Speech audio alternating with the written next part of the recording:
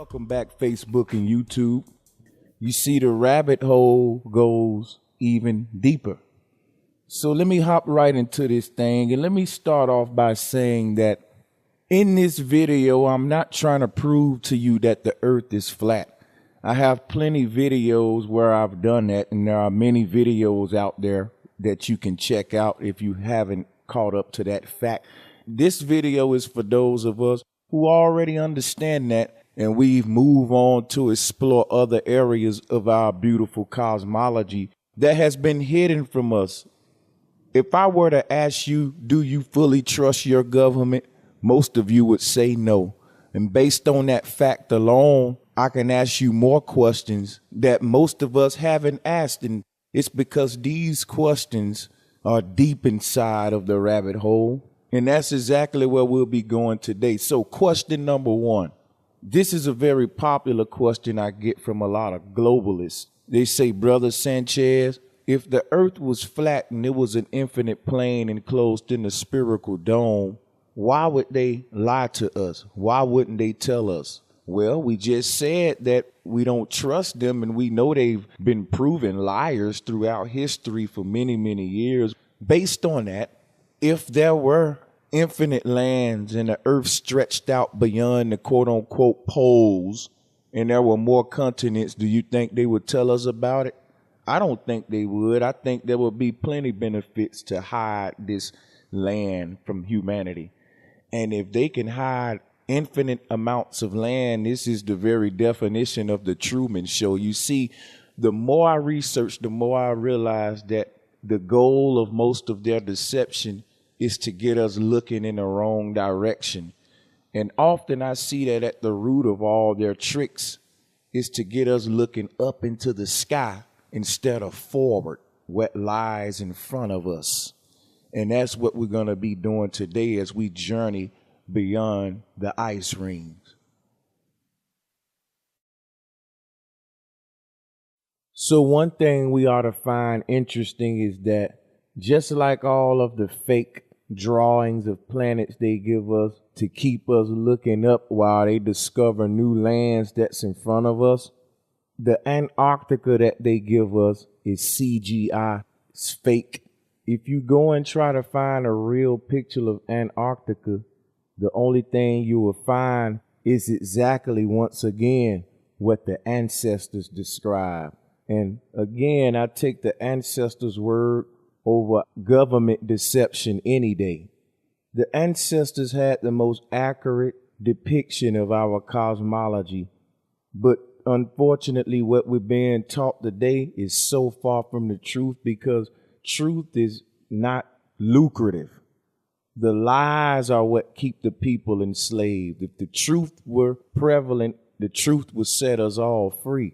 No one will rule no one. We'll all be set free with the truth and to be equal and be free to dwell upon this earth and go to and fro as we please.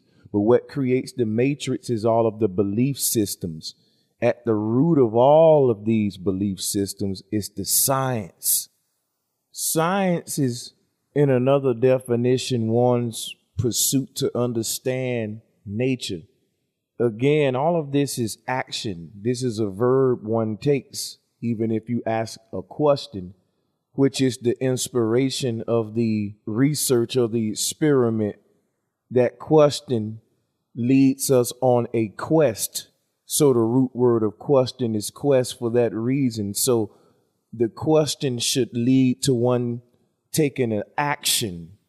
And that action, when one takes it, is what makes one the scientist, because science is a field of study, and this pursuit of studying is what makes one the student.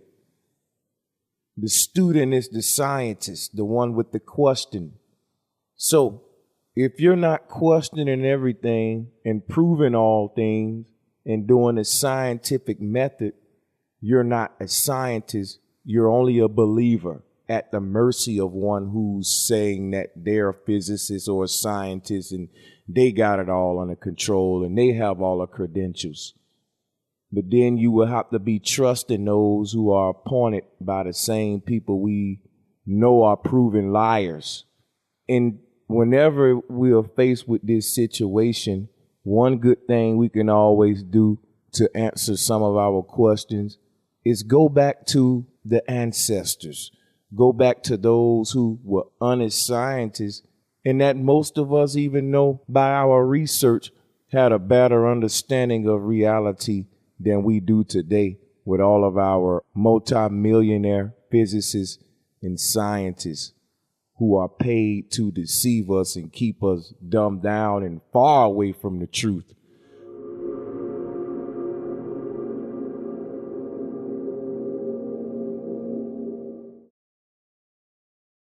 Not up around the North Pole because it's getting crowded up there now because they find out it's really usable, not only to live in, but militarily. But strangely enough, there's left in the world today an area as big as the United States that's never been seen by a human being.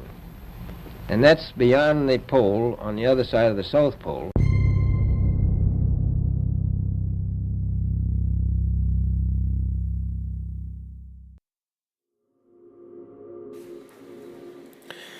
Folks, this is James LaFleur, the Impossible Channel, and you know what? Lady Gaga stated that she saw Prince Charles shapeshift in front of her. We had Buzz Aldrin feeling really sick in the South Pole, getting back and stating that there was evil itself there. And we have the new UN treaty on the South Pole where no one gets to cross it for more than 35 years. And a lot of weird stuff happening, right? So, yes, of course, not to mention the extra suns or moons people are seeing, and it's weird. Now, this anonymous source sent us a map. Thank you very much, Observer. Goes by the name Observer. This is just incredible, folks. We don't know what it is. We're not sure. But we feel this is the most accurate map of what seems to be the South Pole outline.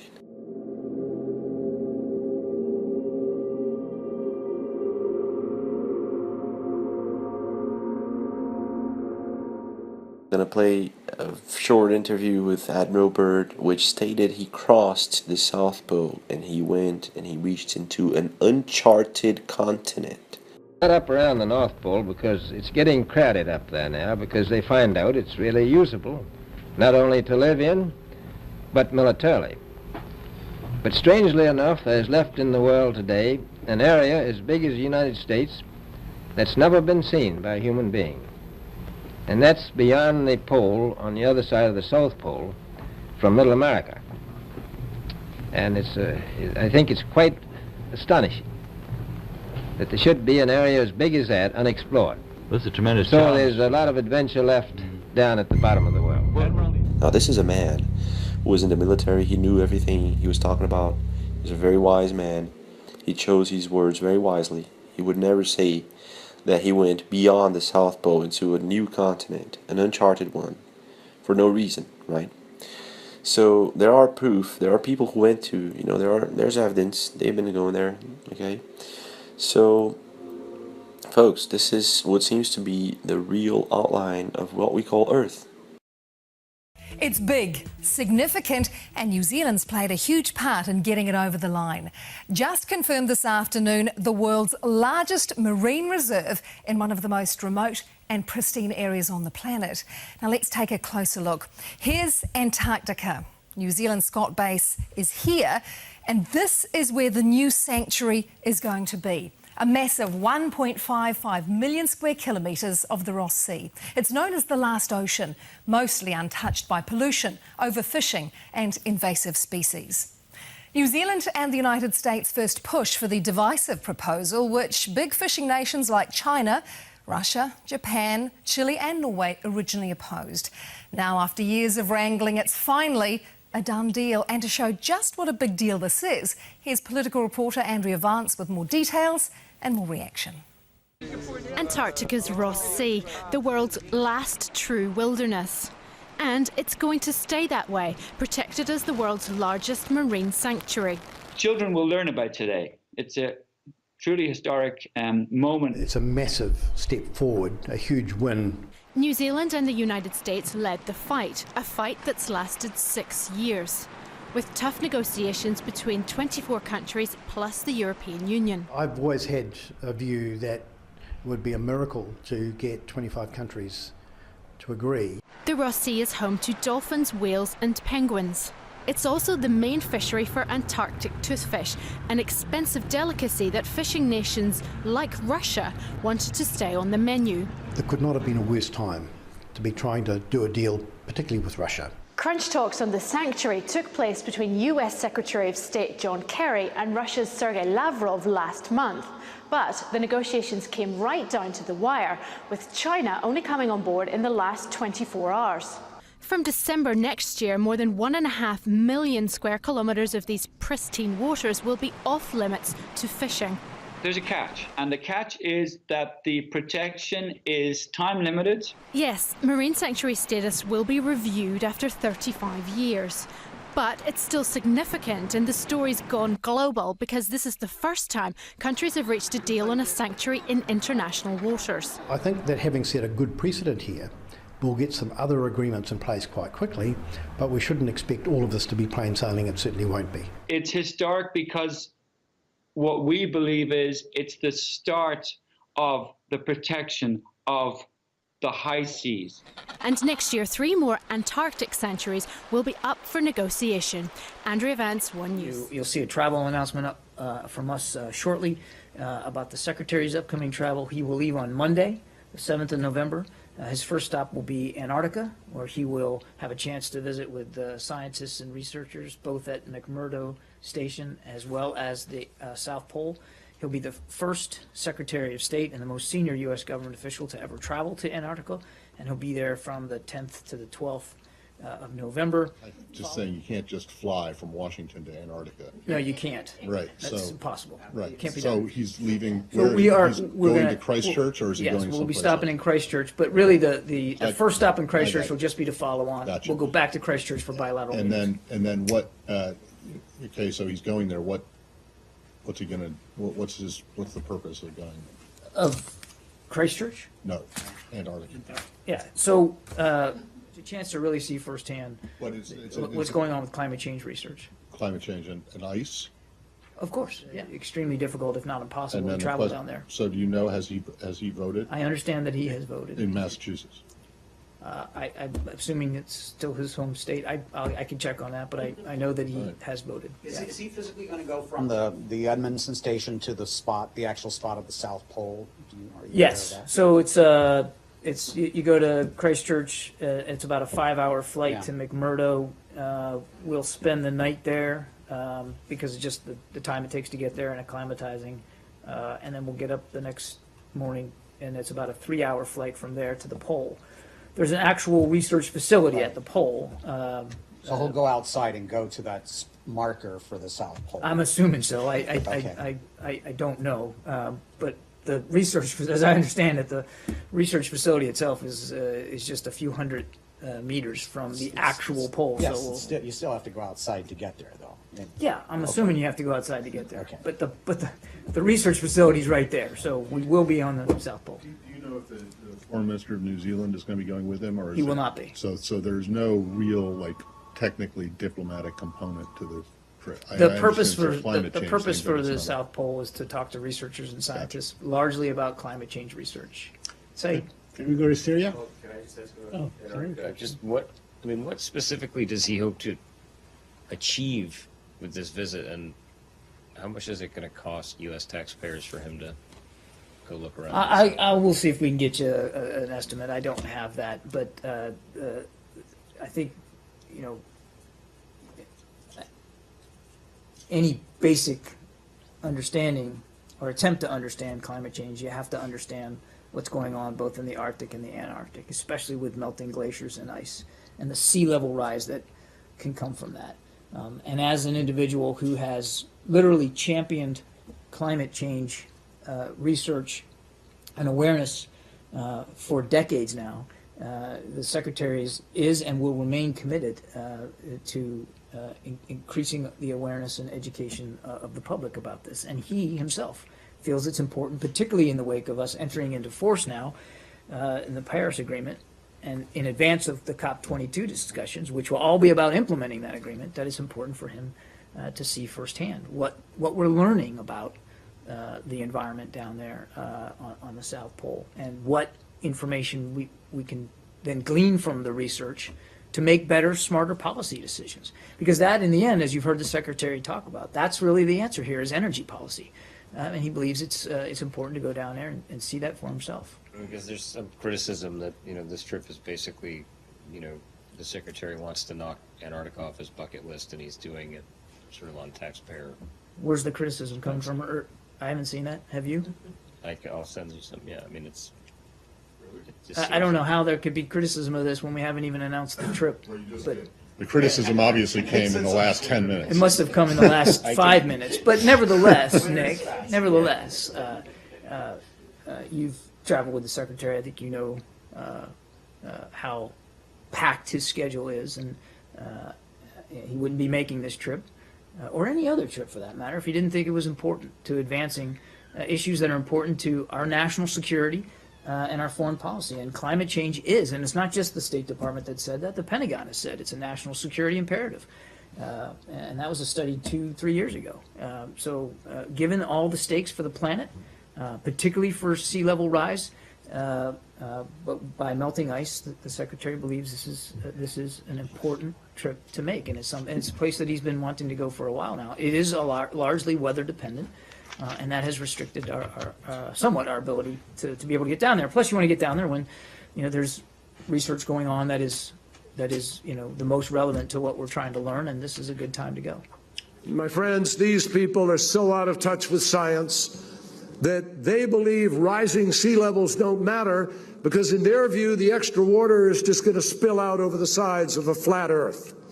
They're wrong, obviously. And we need to make clear that those members of the Flat Earth Society are on the wrong side of history. We are going to make Paris the demarcation point where we begin to get the job done to save the planet, period. If I say that the world is round and someone else says it's flat, that's worth reporting. But you might also want to report on a bunch of scientific evidence that seems to support the notion that the world is round. We don't have time for a meeting of the Flat Earth Society. They must have been founding members of the Flat Earth Society. They would not have believed that the world was round. Looked around at this flat, beautiful land, and all this sun. I asked the question, how many days of sun do you get a year? 320. So most of us who's new to flat Earth, we're used to this map, and we're used to seeing this 360-degree ice ring. This is a good map, but nothing is 100%. And there are other maps that we need to explore. We shouldn't just get stuck to one map or one cosmology. The best thing to do is to put them all together and try to put the pieces back to the puzzle. But in moving on, most of us is used to this map with the ice ring perfectly around us. Now, this is in my opinion, a very good, accurate depiction of the Earth. However, it's a limited map, and there are maps that go beyond the ice ring. And what we find is very interesting. One of those maps is the one you're looking at right now. And this is the map we'll be discussing for the next portion of this video. It was found in Hawaii. This map shows lands beyond the ice rings, and we're going to prove, based upon naval expeditions and even records from the ancestors, that as far out as you journey, you're always bumping into new continents with landscapes we can only imagine about. There's been reports of animals like the woolly mammoth being found on some of these continents. So a lot of things are going to come to light in this video. When we look at this map and we look at all these lands around it, it may explain the origins of some of the blood types of humanity, some of the quote-unquote races originations. So like I said, one of the big deceptions was to get us looking up for fake planets. Understand that all of the new discovered planets they say they've discovered is all CGI paintings and fake drawings. Now, we can't continue to trust compulsive liars and people who've proven to be deceivers. Their job is to miseducate you. They rule you by not giving you the truth. The truth is what free you, and they don't want you free. This is a slave system. This is a matrix. With that being said, I'm trying to give you some of the truth that has been hidden here today. This map was hidden for a lot of years. These kind of maps in ancient days will get you killed. You got to understand that one of the most valuable treasures during the time of voyaging and expedition was maps. If you had certain maps, that was more valuable than treasure. So understand that the map is more valuable than the treasure.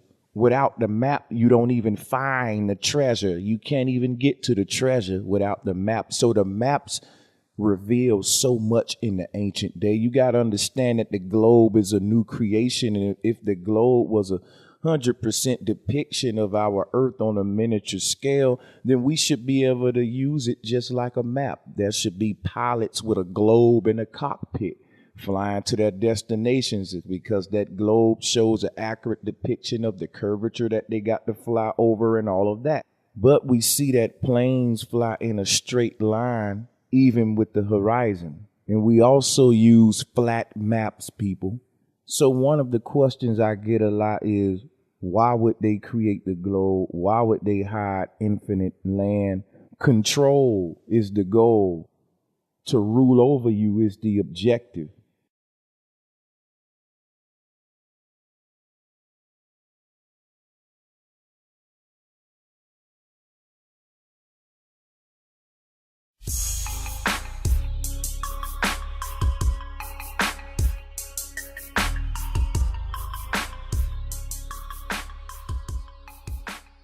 Remember, Columbus reinforced the globe concept by proving, when he supposedly discovered the Americas, that the earth was indeed a globe.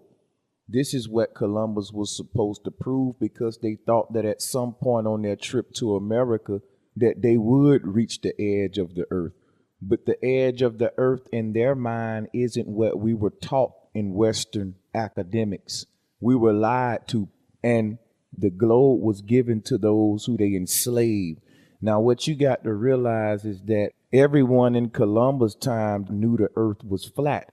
And when they came and discovered the Americas, one of the things they did after enslaving the people on this land was take away their history and their cosmology. So one thing you got to ask yourself today, if you have any connection to those native people of this land, why do you share the same cosmology as the people who invaded it? Now, most of us say we're so conscious. We say we reached the level of consciousness where we understand that religions were used against us. Even the Western academic school system, miseducation system was used against us. We basically know everything they taught us here was a lie. But even with all of that, one thing we never question is, if the earth is flat or round. We even laugh at the argument. It's something we never even get into.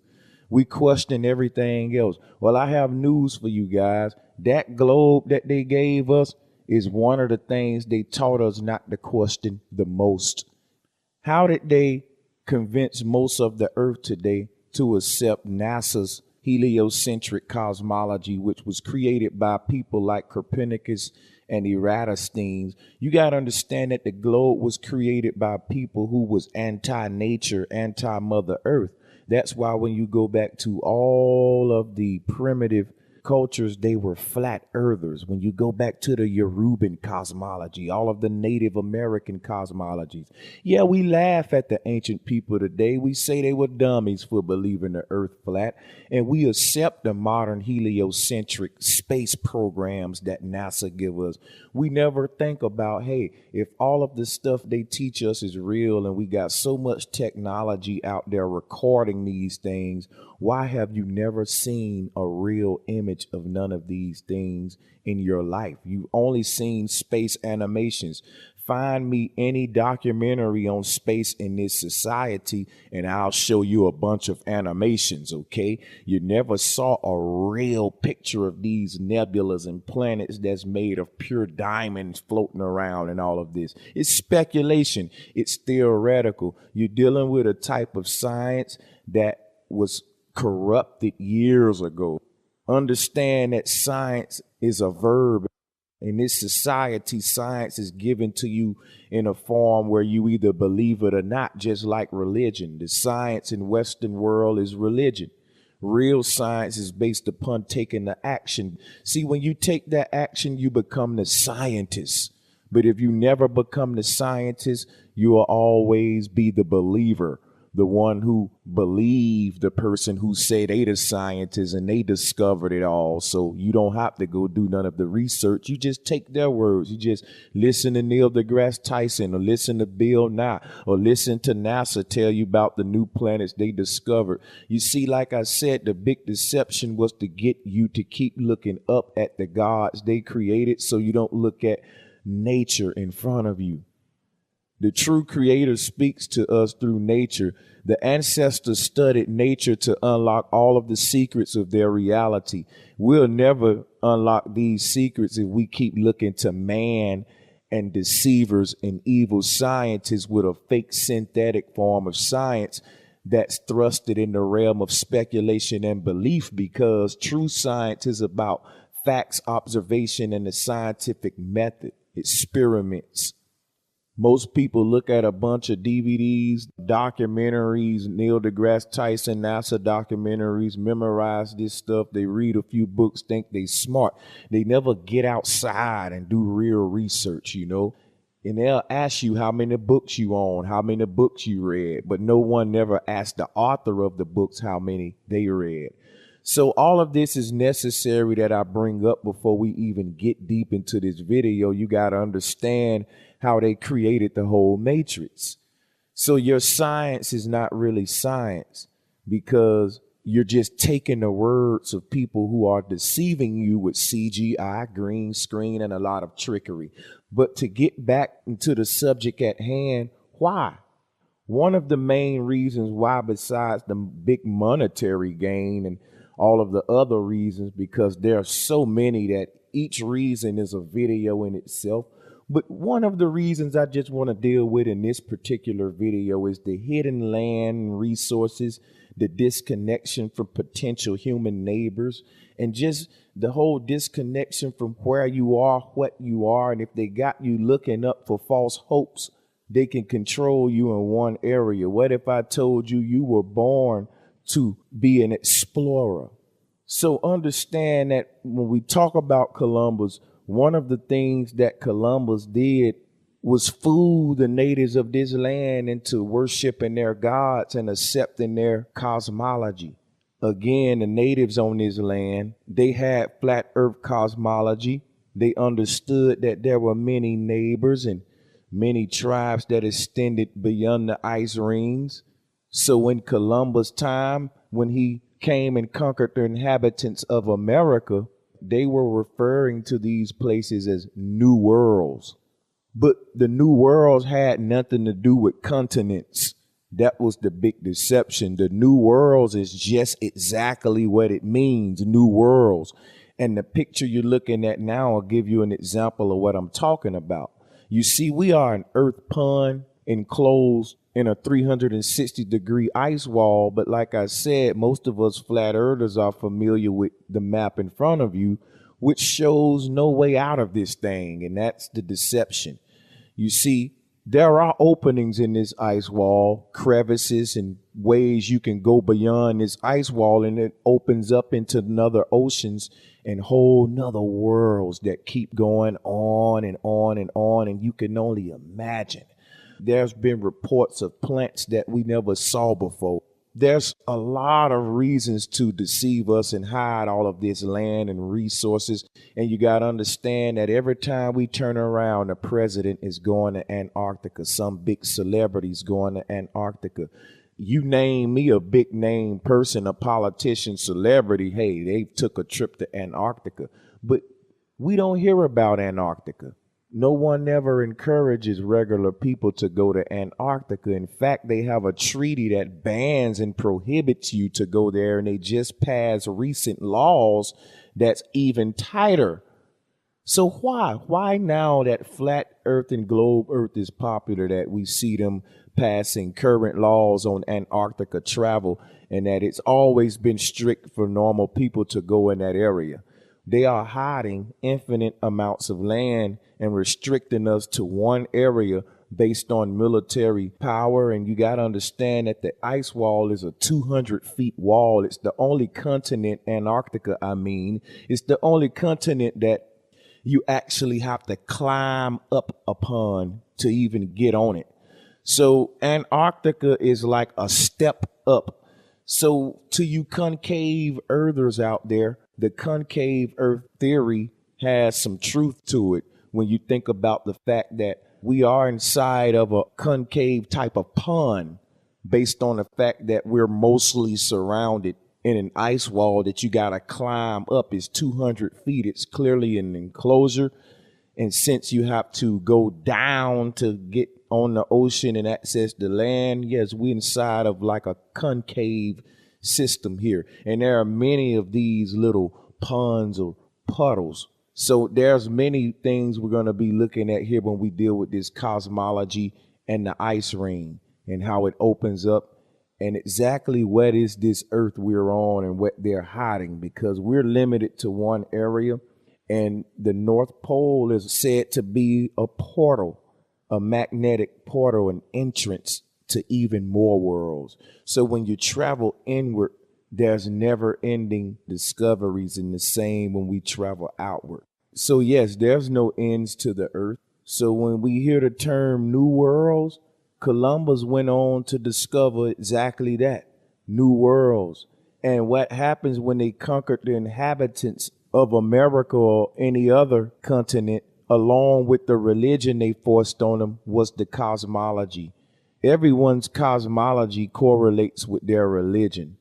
If the God of the Bible sits above us, you're dealing with cosmology if you're dealing with the above. So right there in Genesis, you opening up a book of cosmology, and that same cosmology is sold to you in the science book from NASA and with the Big Bang. So you can deny the Big Bang but still accept it as a Christian when you accept that God, or you can deny the Bible but still accept the God of the Bible if you accept the Big Bang. It's a big web of lies you really can't escape until you go all the way back to the root, which is the cosmology itself. Okay, so now when we deal with that, we see that part of them creating the globe was important to hide this land to future generations.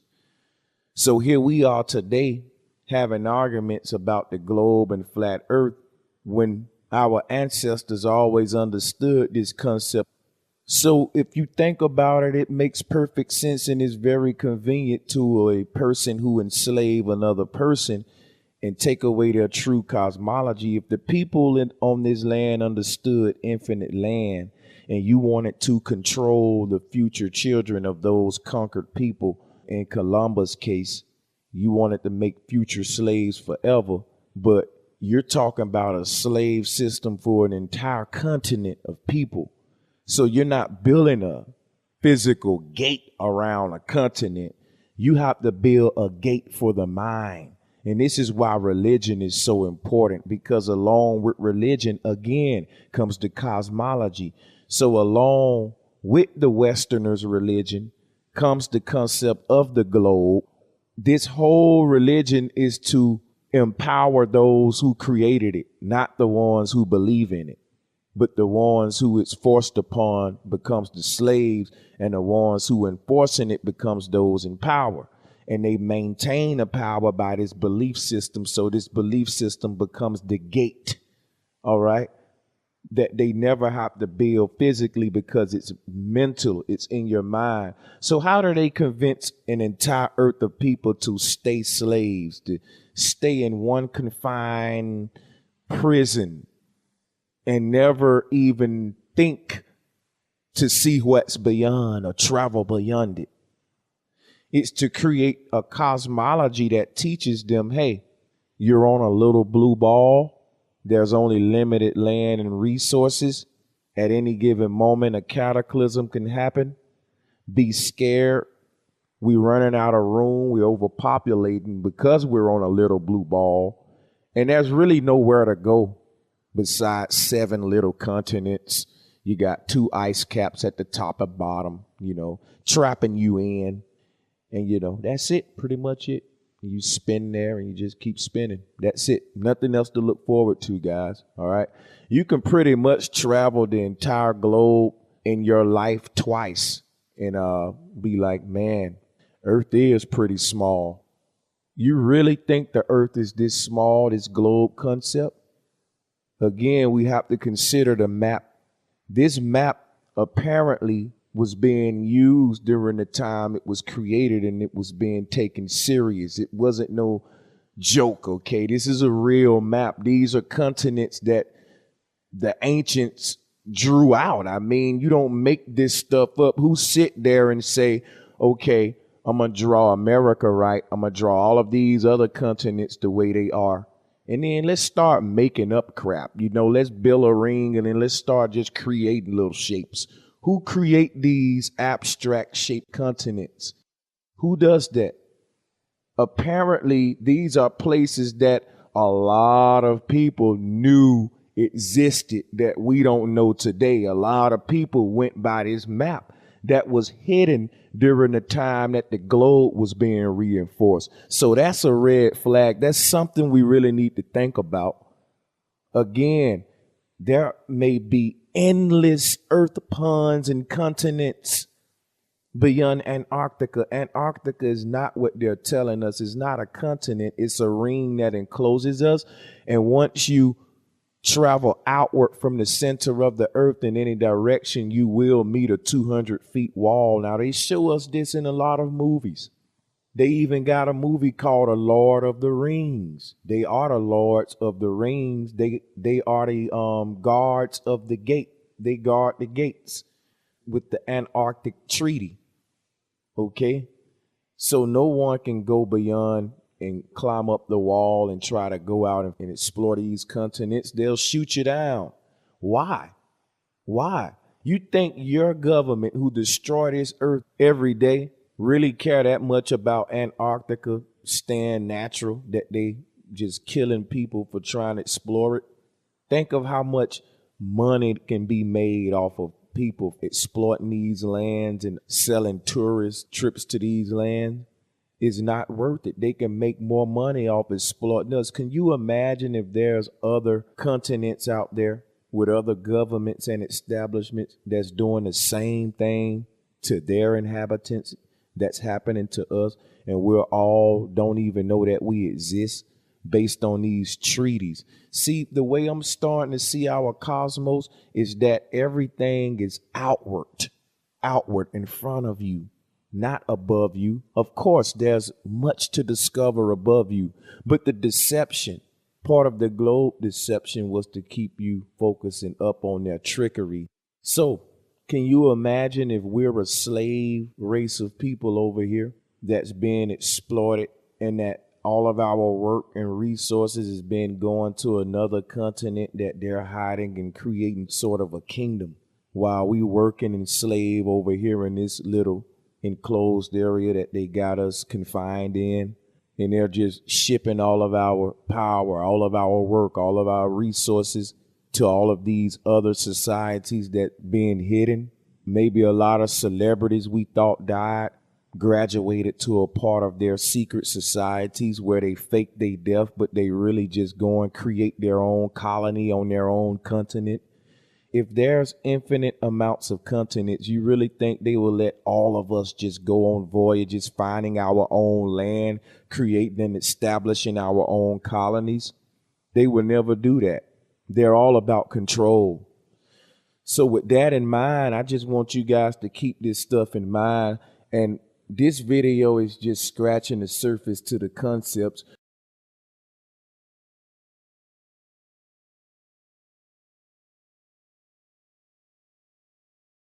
James LaFleur here with the Impossible Channel. U.S. military prepares for the next frontier, space war, by Jim Sikudo, Chief National Security Correspondent, updated November 29th, 2016. Folks, we received yesterday so many emails on Gatlinburg fire and what's really happening that I think we need to share this with you, right? So let's just put it this way. Europe was the center of the world until the 1500s. Nowadays, we believe our planet that we see on our iPhones, on our GPSs, is round. We believe everything NASA tells us, don't we?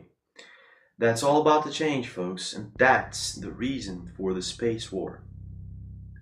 In the back of the 1500s, they tried to conquer, and eventually did, the Americas.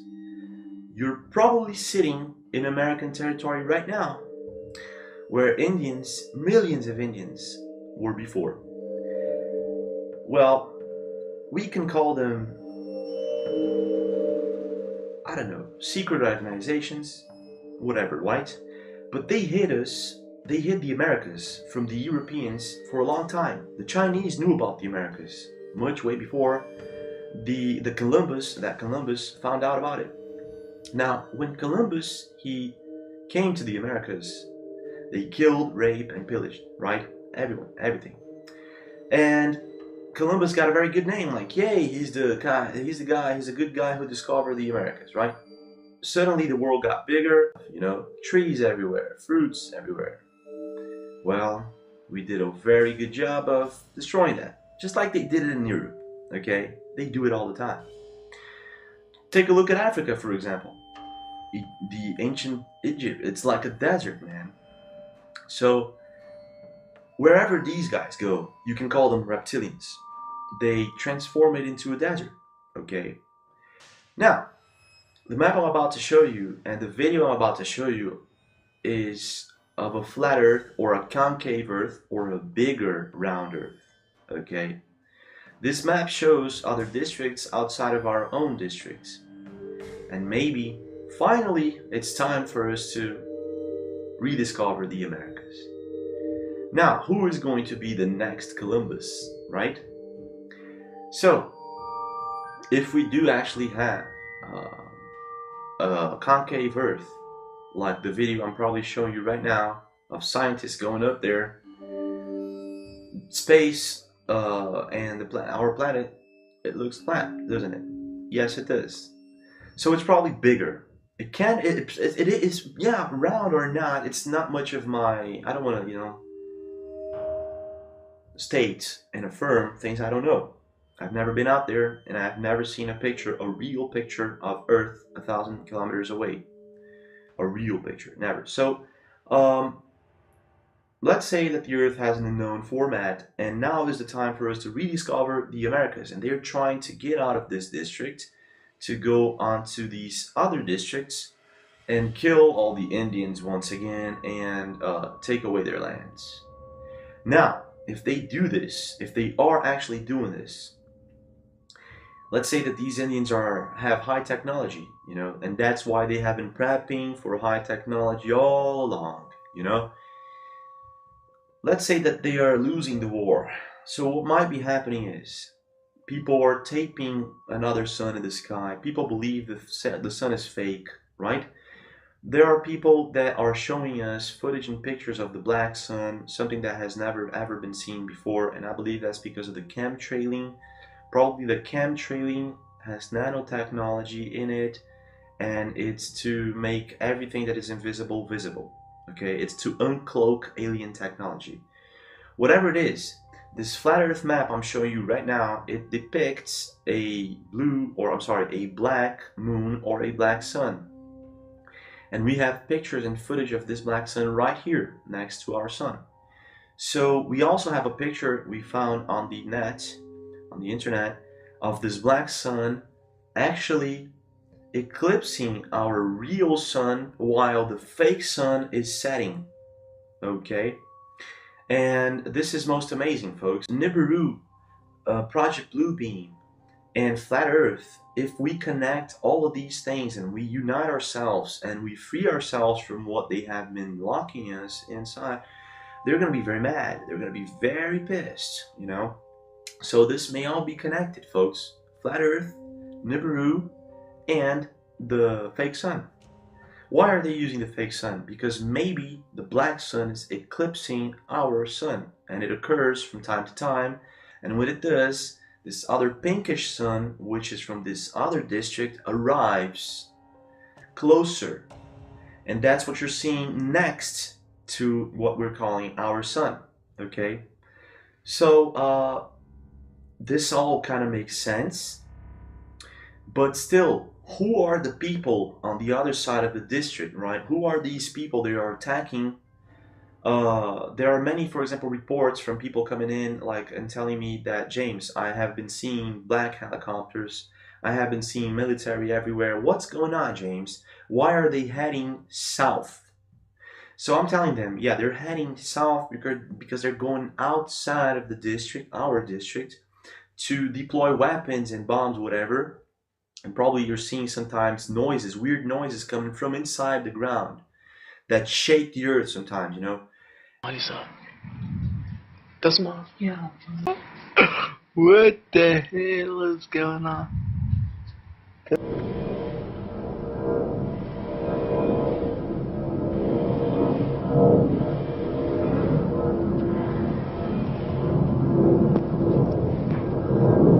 That does not sound like a fucking plane at all. And this is a war they're having, an alien war, and this is why they have released a space war. The U.S. military prepares for the next frontier, a space war. So they are admitting that there are threats in space. Finally, conveniently, right now after the Gatlinburg fire. Now I'm going to show you the emails we received from people that live in Gatlinburg and were hitchhiking in Gatlinburg when a meteor struck Gatlinburg, and suddenly police were all over this meteor, and after 2 minutes that this person saw the police around the crater and all, person ran away, and it was all hell broke loose. It was all on fire, and I'm showing you probably the emails right now that we got from this person. And what happened is, folks, they put the fire to cover something. It is a conspiracy, but it's way much bigger than we thought. So probably this is a counterattack from these aliens. And I'm going to show you also a footage of what we believe to be a real Titan, what the Bible depicts as Titans climbing up to the skies, probably leaving the underground, climbing up to the skies to prepare for another counterattack. So, folks, this is really fucked up, man. But we've got some really awesome evidence here that, you know, we're getting it all together, we're putting it all together, and it does make sense, you know. It stops being confusing, okay? I'm going to leave you with the flight path from one of the Emirate flights, okay, that goes directly to this other district, bombs it, and comes back. Okay, now this is from Mike Decker, and Mike was thinking this was actually a chemtrail path. And when we had a chat on Skype, I told him about this other district, either way. And so he was like, okay, so I have this video I want to show you. I'm going to leave you with this video, and you're gonna fall off your chair when you see for yourself that they are actually flying off of our district into another district and coming back. And if you actually check where this flight is going, it matches with the map I'm showing you. Okay, it matches with the map we are showing you, you know. This plane is actually heading to one of the gates and is coming back. There's a gate protecting our district, you know. That was Operation High Jump. They went to the gate, they found out about the gate. That's it. Folks, I'm going to leave you with all this. This is too much information, so if you're asking yourselves, James, are you telling me the Nibiru Planet X is not out there? It's not out there. It's in here. Okay, it's not a planetary system like they're telling us. Now, I'm not telling you guys that space isn't real. That that there aren't like Venus, Jupiter, whatever. I'm not telling that. No way. I'm not affirming anything. Okay, I just want you guys to try to connect things here with us. And it may be that Columbus is actually happening all again. You know, they're gonna try to discover new land. You know, but to do that, they have to kill the people on that land, right? Right? What if they're super high technology? They have super high technology. So this is a war, and they have just announced a space war. It's official. There are threats outside in space. So, folks, stick with us, and please do share. You have information on this. If you have anything you want to share with, please. thatimpossiblechannel@gmail.com. We're going to be waiting for you, and see you again. Hey y'all, it's me. It's November 29th, 2016.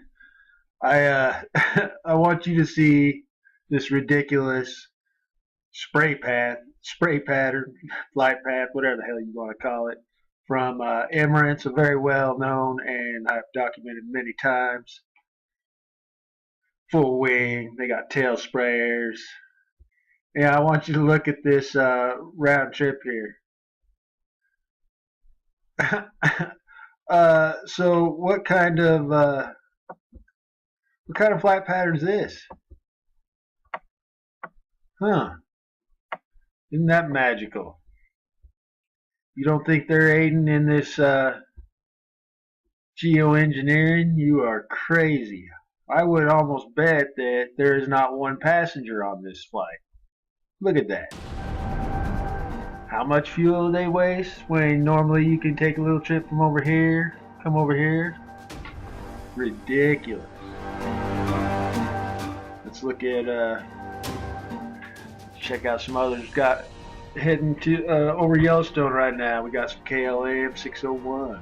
Let's see what kind of pattern they took today. See, now that's more normal of their spray. But anyhow, thought I'd just share that with you. Sometimes you see some ridiculous stuff going on here. And yeah. That is just ridiculous. Yeah. What passengers, what were you in for? A 30-hour flight there or what?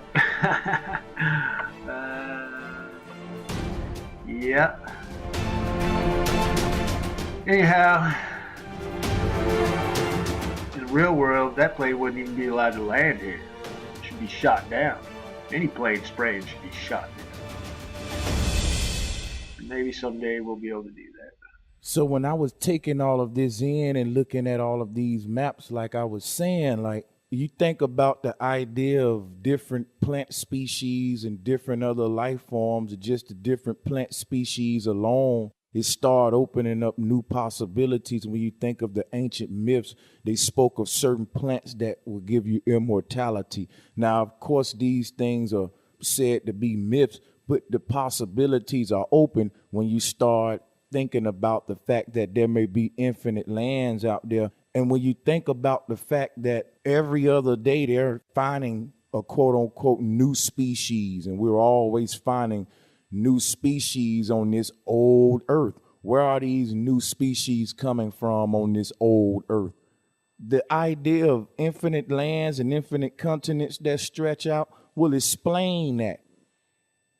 All of the militaries in the world kill each other in these wars by the thousands and millions. But the only treaty ever in existence where they all work together peacefully on, and there's just peace among them all, is the Antarctic Treaty, and a treaty that prevents us from exploring beyond the ring, outer ring, and the North Pole. There's obviously some in these places that's so important that they want to hide from us that if you were to try to venture out beyond these places on your own, they will shoot you dead before they let you find out what they're hiding. And they're telling you they're doing this because they're trying to preserve nature and preserve the earth. When these the same people that's spraying up the sky, polluting the water and poisoning the water every day. Like I said, when you look at this map, the idea of plants that may have benefits we're yet to discover that they've already, certain elites, they've already hip to it. And just think about it. If you look at this map, the second ring that's beyond ours, because you got to think of it this way. There are different Earth circle or Earth puns. For example, the ice ring we teach about in the flat Earth community, we say is a perfect 360 circle that encloses us with no way out. But this map shows different, and there's been many expeditioners that have explored the ring and have found some of these openings in some of these lands that we see on this map. Okay, you read the book, The Worlds Beyond the Poles, and you check out the Brother King Drop series. I'll be sharing some of his work. You'll see how this rabbit hole goes even deeper. But to make a long story short, there's a lot of things we can speculate on when we introduce this idea, because if you look at this map, this explains who's the true lords of the rings. Like I said, all of these militaries stopping us, all of the nations of the world, though we go to war with each other in the news and they sell us this narrative, they're working together to keep us away from something very big and selling us space, got us looking up while they guard what's in front of us beyond those rings. These maps will get you killed back in ancient time. And when we bring up these maps today that we didn't create, we get mocked and laughed at. And they said, oh, they was flatheads, flat earthers. These were ancient maps that were taken serious by the people. And in fact, a lot of your government agencies still use these maps and they have no problem with them. So you need to take that in consideration. But when we think about these other lands and we think about the ice ring having openings, yeah, there's also a possibility that you may reach a third ice ring or eventually reach an outer barrier that when you climb upon it, there are no more openings. And what if this is like the end of our little pond where you start to now just travel an ice plane until you see another sun and you see another Earth system, which drops down into a sort of cavern type pond system like we're in. So this shed lights on a concave Earth theory that we're in like a dish when you think of this 200-foot ice wall that when your boat reach this thing, you got to fly a helicopter onto it or either climb up on it. This the only continent that we see like this. So yes, it's a great wall. You talk about the Great Wall of China, this trumps that, okay? This is nature's Great Wall. Now, we can speculate how it's made, how deep down into the ocean it go. Maybe it turns into rock. Maybe that this ice wall is actually a mountain range going around the ocean, but at the top, it turns into ice. Just like here in Nevada, the tips of all the mountains are covered in ice because this area of elevation, okay, is colder. And maybe when we're sailing toward the outer barrier, we are raising slowly, gradually in elevation. But anyway, when you make it to the edge of this thing, people say, why don't you fall off? Because you actually got to climb up. It's like a stairway, a step system. And when you step upon this ice wall, who knows? Like I said, when you start traveling outward in this ice, you reach another ocean. And there's other continents like you see in this map. And maybe eventually when you keep traveling outward, you reach an ice wall where there's no more oceans and you got to make it to a whole nother circle pond. So there's so many possibilities, and I think we need to explore them all because they did a good job on stucking us to one belief and giving us the globe to hide all of these concepts that the ancients had. Now, the ancients have been proven to be true above these deceivers time after time, which leads to something else. When we think about the UN treaty, when we think about the lords of the rings, think about Atlantis, and I show you this map, it all makes sense that they're telling us this stuff in the movies and rub it in our faces. But the sad thing is that this globe is such of a hypnotic tool that if there are other lands and other family members we're yet to meet, other humans, what if their governments are doing the same thing to them and they're believing in the globe and they don't know about us, just like we don't know about them? Only thing separating it all is the belief in the globe, which balls up the map and hide all of that land. Like I said, when Columbus went to explore new worlds, that's exactly what the word means. Not new continents, new worlds, people. They went to explore new worlds. And all of the people they made slaves, they gave them a globe so the future generations will forget about all of that land, or forget about the connection we had with all of those other people, all of our other family members potentially that's on these other lands. It goes very deep, y'all. So them giving us the globe made the earth so small that in a lifetime of a human, you can really explore the earth 3 times. There's plenty of celebrities that'll tell you they've been around the world and back, and they still in their 50s. They can do it again. You really think we live on an earth that small? You really think we live on an earth that small? In your lifetime, you can travel around a thing 100 times. You really believe this? Based upon what deceivers tell you. And just the fact that they got this treaty, like I said, make them the lords of the rings. They gave you ice caps and they capped you inside of a bottle of belief with that globe. That's what those caps represent. But when you stretch it out, you go back to the ancient map, you see there's no limitations to this creation. Just like there's no limitations to the creator. There's no ends to consciousness. We say consciousness is infinite, but we have a problem with the earth being an infinite plane. I don't understand it. We say that the creator is infinite, but yet we have a problem with the creation being infinite.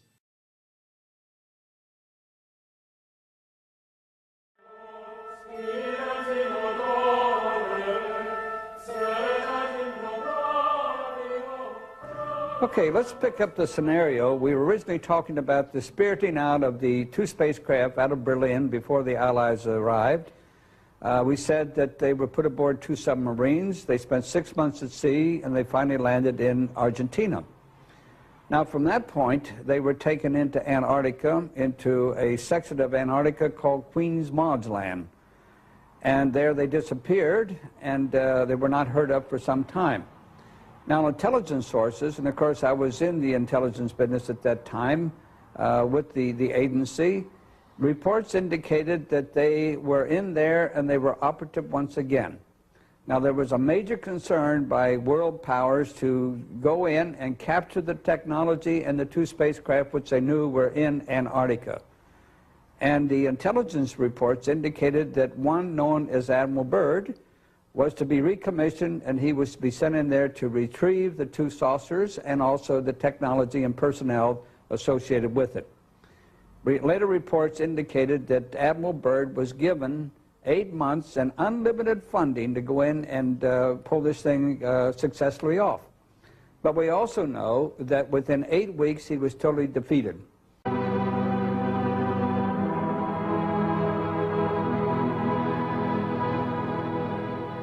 What do we know about Operation High Jump, about Admiral Byrd's expedition in the autumn of 46, the early spring of 47, to the South Pole? This is an expedition that has been almost forgotten, and it's very hard to come up with any information about it. The few articles that were published at that time in, let's say, National Geographic magazine would not give any clue to the real intention of that expedition. However, recently we discovered a unique documentary film in color, 1 hour long, made by the US Navy. It was a massive naval operation that involved an aircraft carrier, several battleships, an armed submarine, and probably another 20 supply and battleships. It involved 4,000 troops, US troops, and the rumor is that there were also British and Russian contingents within these 4,000 troops. It was a massive naval operation. It was not, as it has been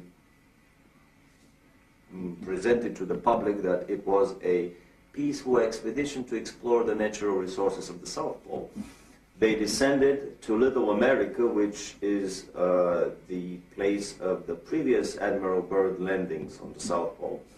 And then they started a massive overflight over the whole area of the South Pole, trying to locate the German base that was established there almost 10 years earlier. The Germans started somewhere in 1936-37, seriously exploring the South Pole. And by the time the war ended, the rumor is that they have established a massive underground colony with at least 100,000 scientists, researchers, elite SS troops, children from Hitlerjugend, young boys and girls that were to become the seed of this new and colony that was to be built under the principles of the super race selection. What was it that Admiral Byrd found on the South Pole? Incredibly enough, in an official American Navy documentary film, we found footage of what Admiral Byrd found on the South Pole. He found giant freshwater, never freezing lakes with areas around them that were free of any snow.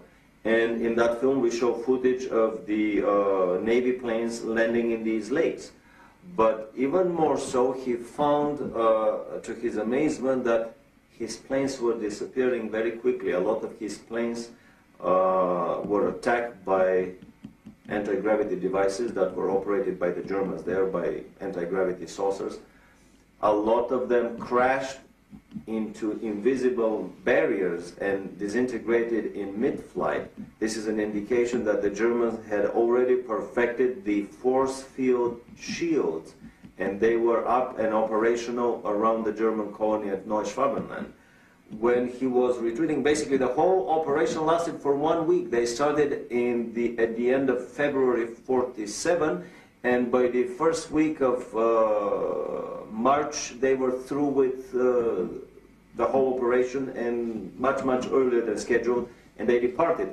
And in an interview at Buenos Aires on his way back, Admiral Byrd made the incredible statement that the Third World War would probably be with an adversary coming from the polar regions of our planet, an adversary that has the ability to fly unobstructed from pole to pole. He was referring to the Germans at their South Polar colony at Neuschwabenland that were operating their anti-gravity craft with impunity and could fly circles around the globe, and of course would shoot out of the sky any of the attacking American planes.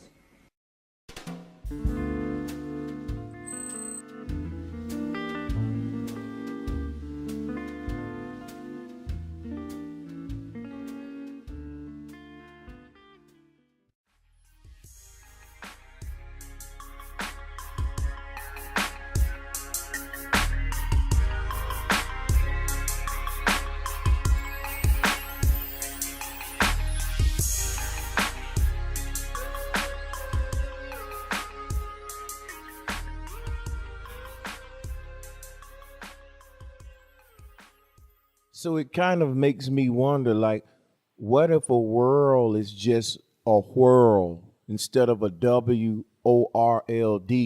What if a whirl is simply a WHIRL, a whirl, meaning a celestial body of celestial beings like our sun and stars that's going on its own revolution. Think of a record where each circle is a different song, and you put the needle on each one of those songs or grooves in the record. And that's how I look at this cosmos, where each little pun can be a song where life happens, and that needle would be the sun and moon going around, creating that hypnotic effect, creating that perception of time for that particular whirl.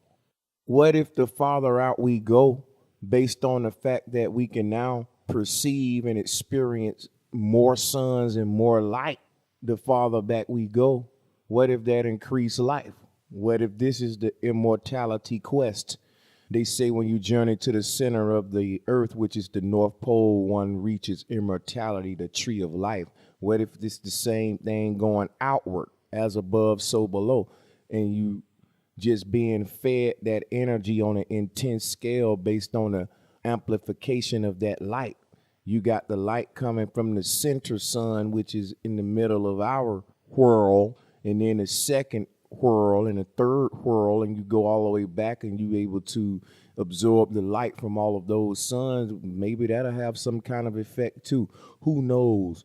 These are things we never get to think about because all of these concepts have been balled up with the globe. So the possibilities, like I said, become endless. And it's actually beautiful when I think about it, because if you can imagine yourself, for example, on one of these continents that's beyond our reign, you will have the ability to see our sun and your sun, because there's two sun systems. And a lot of Vedic cosmology supports this, that we have a sun system in our circle. And when you get beyond that ice ring, there's another world, because there's another sun and moon system going around their ring. So from their continents, you will have the luxury of being able to see your sun and moon and our sun and moon. Hey, maybe sometimes what we think is Nibiru or refraction and reflection or the X moons, maybe we're seeing other continents or other world systems, sun and moons. If you're looking at this map, you can see how that'll be possible. Sometimes we can glimpse into their sun and moon systems, and it'll appear like we're seeing two suns or two moons when we're just looking across this plane into a whole nother Earth system. But that's just one possibility. Also, that eclipses could be the result of our sun and moon and their sun and moon.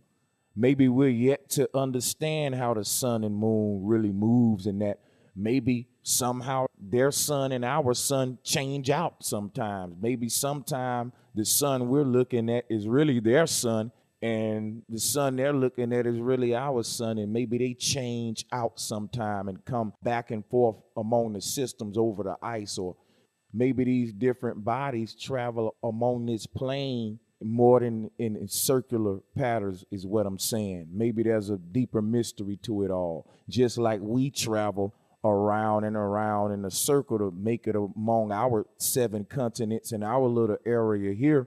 But when we want to venture outward to go out into another world, as Columbus said, then we would cross that ring. And then when we get over the ring, what would happen? We would start going in circles again in that ring to migrate among those continents. And then when we want to go to another one, what? We go outward again, and then we go in circles again to commute amongst all of the lands. So now we get an idea of exploring new worlds and how this thing can be. And if we're moving that way, maybe what we're calling shooting stars are stars that's on patterns that's going beyond these different worlds and different planes. Maybe they're transmitting ideas to these different puns. Maybe the concave Earth theory is a bunch of cave systems like our Earth, because when you think about it, we're in a cavern. We're definitely in a cavern. The fact that when you venture out where you got to climb up, we're down inside of a pond. That sheds light on the concave Earth theory, and the fact that the word con can mean consciousness as well. So a consciousness cave. So not only the dimensions being that we're in a pond making it concave, but a cave of consciousness. In each of these caves, like I said, when you reach a certain ring where your world's end and the ice start to get vast and you separate to another pond, completely a set of circle systems like ours, each of these ponds are concaves or consciousness caves. And maybe we're in a big grid. If you think of a motherboard or any kind of chip that's flat with a bunch of little electrical dots passing information all on that chip. And if you think of the cosmos as all of these earth ponds enclosed in these spherical domes, which can be composed of a form of thought itself, we're yet to figure this out. May not even be spherical domes at all. may be based on the fact that, excuse me, based on the fact that you enter one of these worlds based on your own eyesight, tune into the brightest and most central star of that system would be Polaris in our case. So if you can think of the night sky and the stars, and you're traveling amongst these worlds, no matter where you go on the outer skirts of our particular ring, Polaris should be visible if it's the highest and brightest. That means we're seeing Polaris as well as neighbors in the outer ring. So if that's true, if you were to go out and out and out where Polaris is not even visible, then you would start meeting another pun of consciousness or consciousness cave, and you would see their brightest stars and main features and tune into that based on your eyesight, because the way we see everything converge to a point and make a triangle. So their Polaris, you would now tune into it. So maybe we're just tuning into these celestial stations and pods. Maybe the elite are traveling these spaces beyond the ice, and while they got us fooled like they're traveling upwards. Now, this get deep. I really want to just focus on the outward experience and the Antarctic experience here, but I also want to deal with the celestial plane and the upward experience, because that gets interesting as well. But to stay on subject, I want you to keep the concept in mind of all of these earth puns. Maybe the goal of consciousness is to connect all of these ideas and all of these earth systems, because you think of the goal of the government, if this is true, it's to disconnect all of us from each other with the belief of the globe. If there's other people believing in globes, they don't know we exist. We're basically part of that 1% having this conversation about our true cosmology and real people that may be existing that we can go and make it to in our lifetime. But like I said, the matrix gets deep when you think about the globe and the fact that if everyone's believing this, we don't know about each other. And if the goal of nature is to connect us all and to combine all of this collective consciousness that's in each pun, like a network or a motherboard shares information. If you think of the old HBO introduction, when the HBO movies come on, they show this type bubble wrap type setting, what I'm trying to get you to see here. And this is all consciousness, collective consciousness areas. And when they all connect, this whole thing comes alive based on all of the ideas, all of the possibilities, past, present, and future. Think of earth puns that have collective science and information about this place for so long. There may not even be a beginning to us, y'all. And if we start connecting all of this information, who knows what'll happen? Maybe shooting stars are passing that information among different earth puns. The fact that we never see them come up from the horizon, that they always come straight across, they're traveling in a straight path on a plane themselves. Shooting stars are actually traveling the celestial plane in a straight line. So maybe they are the messengers passing this information amongst our different consciousness ponds or consciousness caves. This is just my speculations I entertain, but very interesting. And it start getting sad when you think about the prison that the globe creates for the mind. You see, you don't have to build a huge wall around the area you want to keep people away from if you convince them in their mind that there's nothing there anyway. And when you think about Antarctica, it's interesting that everyone that has ever visited Antarctica never came out on the other side of Antarctica to get back to where they left from. In other words, no one ever crossed over Antarctica like a continent and went on the other side of Antarctica to get back the way they started their journey to Antarctica. Let me make this simple for y'all. If we were on a globe and I took a trip to the South Pole that they say is a continent called Antarctica, I should be able to leave wherever I'm from, headed in that direction, and I should be able to get back to where I'm from without turning around. Okay, if I'm on a globe, I should be able to go over the continent of Antarctica and over the South Pole and over that part of the globe and come back around, circumnavigating the globe, okay, and ended up right back where I started if we were on a globe. This has never happened in the history of Antarctic expeditions. And that's something that ought to make you scratch your head, that everyone that ever went to Antarctica, when it was time for them to return back, they turned their asses around and returned the way they came. If we were on a globe, they shouldn't have to turn around and retrace their steps back to get to where they came from. They should be able to go around the doggone continent and circumnavigate the globe like they said that they're doing. But they're not doing that. They just turning around. But you guys are believing this stuff. You can't find a real picture of Antarctica. I've looked for it, just like you can't find a real picture of the Earth. The only thing we find that's real of Antarctica is a wall of ice that's 200 feet high. And that's something to think about, people, because they are guarding this wall and they don't want you to explore what's beyond it. Like I said, they're the lords of the rings. So am I the fool for questioning why the need to guard it? Because if this map is real, they may be starting their own civilizations as we speak. They may be still finding land, starting civilizations. Some of these people you think dead, they maybe just faked their death here and went on to new lands to start civilizations. These are all things you can just speculate about, and we will speculate about them deeper and deeper as we get deeper into this series. Basically, just to let you guys know that this is a beautiful cosmology. Now, when you look at this map, if you were one of those people in the second part of this ring on one of those continents, you would be able to see your sun and moon circling above your head daily, and you would be able to look inward toward the central pole that we all share, and you will be able to see our sun and moon. So that's very interesting, because one of the things that intrigued me about space as a child was when NASA would tell me that there's planets out there that have 10 suns, and there's planets out there that have 6 moons. My little mind would try to imagine what a sunset would look like on such a place.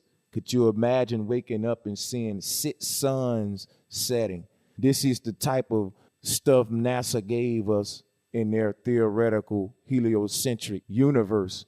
But when I look at this map, I can kind of see how those ideas weren't original. And we know that most of their stuff isn't original. It's plagiarization. It's truth with lies covering it so that you'll never make it to the truth, because that idea resonates with you of a place with these many suns. It's beautiful to think about, but the idea that it may just as well be real when you look at this map, and that our ancestors experienced this type of sunset based on these locations beyond the ring, now it becomes literal and something we can actually go experience. But then you can't, because something called a UN treaty, which prevents you from going. And that's where flat earthers are at. Why? The need for it. So it gets deeper than flat earth at this point. It gets to the point where they don't even want you to prove flat earth, because if I wanted to prove the globe is real by exploring the poles and seeing if Antarctica is really a continent, they won't allow me to do that.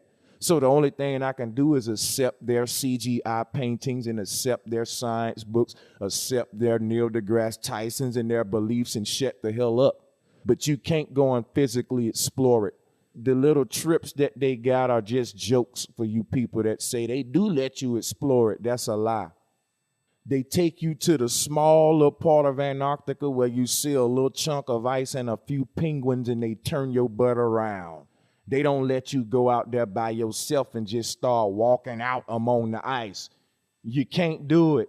So, you know, it's not like I got millions of dollars like Admiral Byrd or people funding me to go and explore this stuff. I can only go by the ancients and the maps. And again, naval expeditions of people who telling their stories.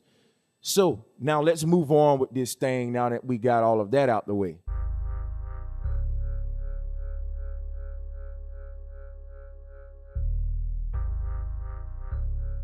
think I've figured out Antarctica. Look at how they show you. If you look down here, it's at 63 degrees south of the equator. And the tip here is at 55 degrees south. But here's what I think they're doing. I had an epiphany and thought I will make a video, possibly title it Antarctica Solved? Question mark. So here we go. What I've done is basically superimposed a flat Earth map over a screenshot of the globe here. And look what happens when you put it on the map. This, by the way, is, if you're new to my channel, this is the John George Abazad map. 1920, it's in the public domain. Everybody is free to download it. I'm a little bit partial to this one simply because none of the main channels are really talking about it. Again, if you're new to my channel, Abazad, he was kind of a major flat earth player back in Boston, and actually Boston was a hotbed of flat earth activity in the early 1900s.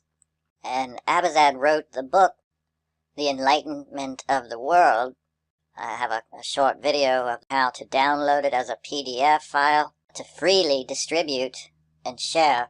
We've also found that Abazad, this is not confirmed yet, but his great-grandson posted in a forum that his great-grandfather, John George Abazad, he knew the explorer Robert Peary, which is a huge, huge deal. We've speculated that if Abazad knew Peary personally, played poker with him, Peary may have helped him make this map and write that book.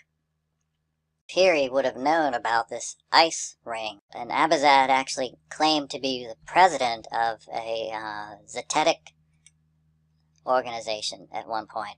I've documented a lot of this in some of my earlier videos for those who are new.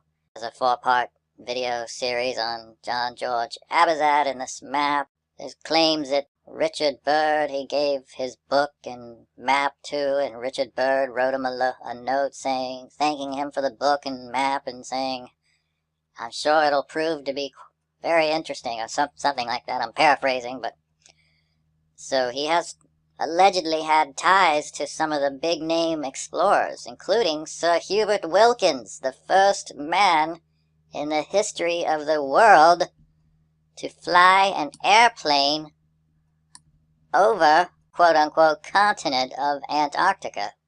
History is all but forgotten Sir Hubert Wilkins. He has incredibly historic significance. The Wilkins-Hearst expeditions, there were 2 by airplane in the Antarctic and 1 at the North Pole by submarine. And just look at the scale of this. South America does not take up, half the globe, for crying out loud. So don't pay much attention to the scale here.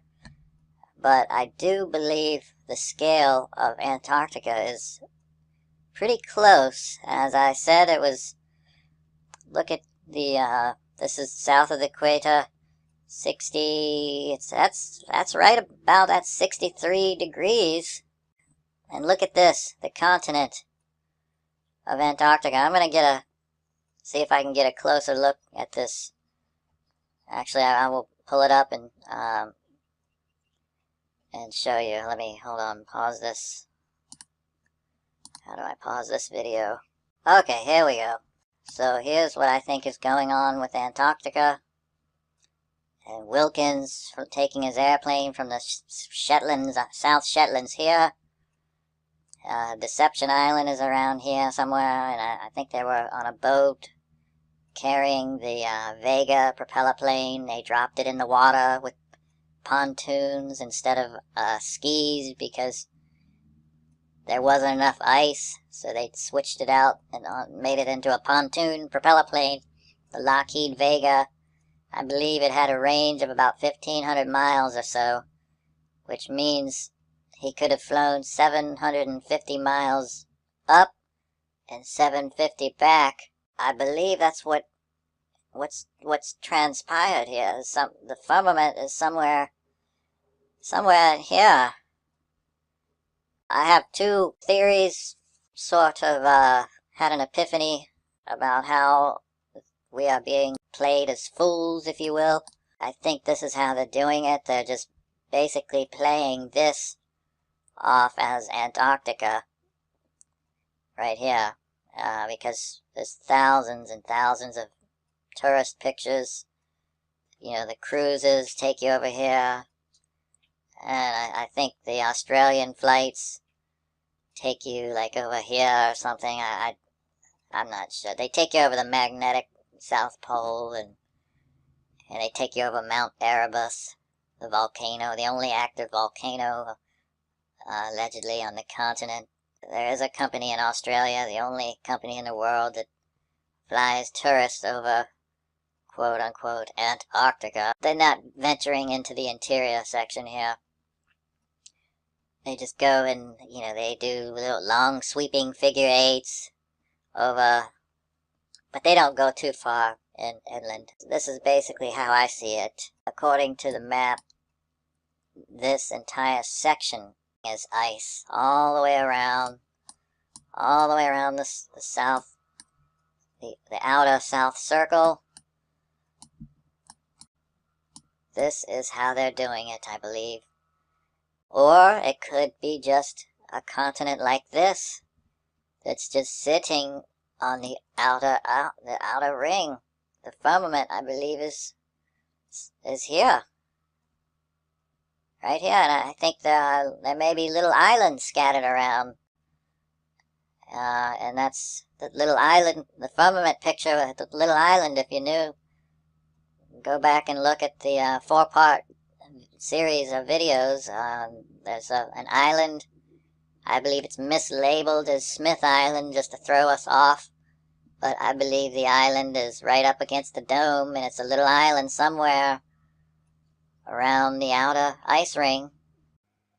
I mean, I've spent the last couple of months trying to figure out, you know, how are they pulling this off if the Earth is not a globe, and assuming that, you know, some of these flat Earth maps are correct, when, you know, they're showing the outer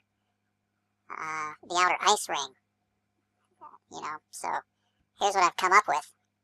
Basically, I took a screenshot of Google Earth and saved it as a picture, a JPEG, and then went into my photo editing, and it took me about 10 minutes to overlay the flat Earth map over a picture of Google Earth to present to you what I think is, you know, it may be what's going on with Antarctica. I mean, it's just kind of like a possibility, or a couple of possibilities, but I'll go ahead and show those to you now and see what you think. Okay, here it is. My attempt at superimposing a picture of the flat Earth map. I used, let's see, where is it? Here it is. I used this map basically to superimpose it over this picture of Google Earth, this image. Obviously I flipped it upside down, but don't really pay much attention to the scale. It's not really correct. But as you'll see, the scale is pretty close here, with the peninsula and the tip of South America is pretty close. Let me show you. Here's what I'm talking about. On this particular flat Earth map, he didn't draw the continents, he just kind of labels them and places them about where they should be. So, for example, he lists Alaska here, North America, Greenland, Europe, Syria, Africa, Asia, Australia down here, Cape Colony is South Africa, and then what I wanted to focus on is South America and Antarctica. So when you take this image of the globe and you turn it so that Antarctica is up here and superimpose this map over it, you can see that the peninsula, the tip of the peninsula is at 63 degrees south. So, I mean, this is very close on Google Earth. If you hover your mouse on Google Earth and you over the tip of the peninsula, you'll see it says it's about 63 degrees south, which is right around where Abazad says, you know, this is right around 63 degrees south. So Abazad says on the back of the map that the South Circle is dangerous to life and you cannot cross it. But I think what's going on is, you know, this little, there's basically kind of a finger, and this is what people think is Antarctica. That's one possibility. Another is that there is a quote unquote continent, you know, but it's beyond 90 degrees here on the map, and as you can see, it's up here. And then the other possibility is that this ice actually stretches all the way around the entire outer ice ring of the entire world. So this is what we think of as the continent of Antarctica, is the entire ice ring. So, I mean, unless somebody makes a break for the, you know, heads out, which I think is pretty much all but impossible, because all along the perimeter, yeah, I think there's like 52 countries that have signed the Antarctic Treaty, and there are many countries that have their little research stations, all strategically positioned all around the outer ice ring here, which on the globe, you know, they're positioned all around Antarctica. So it's possible they've got them, you know, this could be how it is, and so that Amundsen Scott, maybe it's, you know, who knows, maybe it's like here or somewhere in the middle of here. They've got McMurdo somewhere, they got Palmer, and then they've got all the other countries with their bases or stations. But I think there could be little islands. If I zoom in, you can see there's water here. So I think basically this is the firmament here, the dome. And I think it's reflective enough to melt sort of a moat of water around the edge of the firmament to give enough water for Sir Hubert Wilkins, who took off in his Vega, his Lockheed propeller plane, his Vega, on pontoons. And he landed in the water and snapped off this picture here. Well, we think it was him. I'm not sure who took this picture, but this is in the Museum Victoria. I've lightened it a little bit, just, you know, to highlight the texture. And to me, this reminds me of, you know, taking a wet beer glass and putting it in the freezer for a couple days. And when you take it out, it's like a frosty beer mug. That's what that texture reminds me of, like an icy frosty beer mug. But, you know, that texture is not on this mountain. The texture is not on the water. You can see fog here. So I think if you pan the camera up, I think it melts higher up. The sun's rays melts it, so it's clear. So it's see-through. It would be my guess. But down here, it's the sun's rays, I guess, at that angle. I don't know that it would be enough to melt the frosty beer mug texture, nor would it be enough to melt some of these islands that surround the ice ring. I believe there's little islands that surround, and some of them may even have bases. But there's also, you know, if some of these bases may be here, if this is ice, so that you got bases here, could be on this side, because it may be too cold. So I don't know, I'm still kind of thinking, this is me sort of brainstorming, and I kind of had an epiphany about how they could be sort of pulling the wool over our eyes, and making people think that, you know, this is Antarctica. Very few people ever step foot on the interior section. I mean, it's very difficult to get permission. I've been reading the Antarctic Treaty. You have to have one of the treaty signing countries basically sponsor you and grant you permission. You have to have insurance, rescue, backup plan, all kinds of stuff. I mean, and there's specially protected areas that are off limits. Here's another map, new map of the world, J. Steer Christopher. Scientifically, practically, and intelligibly correct, without any antipodes. But this map also depicts an ice ring. However, I think some of the long-haul flights, the direct flights that people claim they take, you know, non-stop, I think people claiming they're on these flights, you know, who's to say if they're flying, let's say they're flying from here to Australia. I mean, look, they could be flying over Greenland or around the North Center, which is likely ice, so that the pilot could say, hey, look out your window, down below is Antarctica. So I've heard people reporting they've seen polar bears, which, obviously the polar bears are not in the Antarctica, or Antarctic, but so that's kind of where I'm at right now. Is I think this is sort of a working. If you ignore this, this is way out of scale. This is not to scale. The tip here is kind of to scale. This peninsula is somewhat to scale, or at least it's on the latitude, about the 63rd latitude line. So, and then I think, this is the tip here is kind of roughly about where it is. I don't know. I haven't checked, but this is obviously not to scale. This South America does not take up the entire. Anyway, so you can see North America is about here.